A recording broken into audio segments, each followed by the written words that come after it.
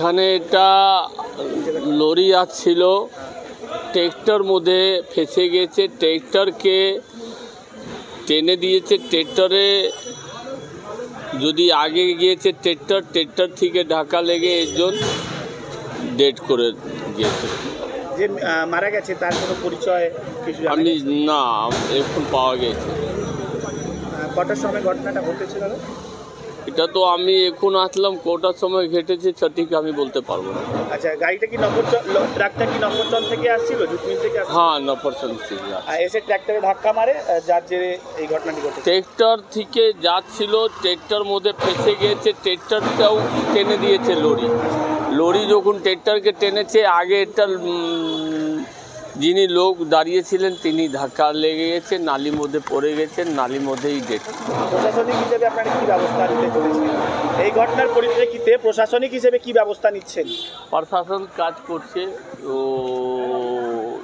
ওনাকে হসপিটালে পৌঁছে দিয়েছে, তারপরে দেখি কি হচ্ছে। ড্রাইভারকে কি ধরা গেছে এখনো পর্যন্ত? ড্রাইভার আছে, ধরা পড়ে গেছে না ধারা পড়েছে কি পড়েছে না সেগুলো আমি সঠিক জানি।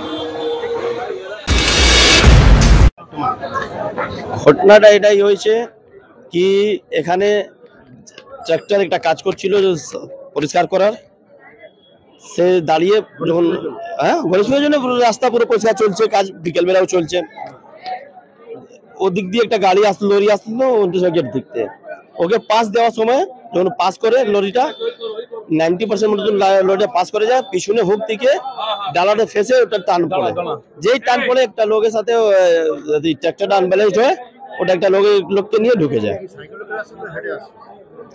এটা তো কোনো খবর পাইনি কি করে আসছিল, কিন্তু স্থানীয় লোক থেকে যা খবর পেলাম সেটা এটাই, লরির পিছনে হুক থেকে এটা ঘটনাটা ঘটে। কিছু জানা যায়নি, চেষ্টা করছি আমরা সবাই কি কোথাকার লোক খুঁজে ওর ফ্যামিলি লোককে ইনফরমেশনটা দিই, ওর ফ্যামিলির সাথে আমরা সবাই দাঁড়িয়ে ওটা একটা দুঃখদ ঘটনা কিভাবে ওকে ঠিক করা যায় সেটা আমরা লেগে আছি।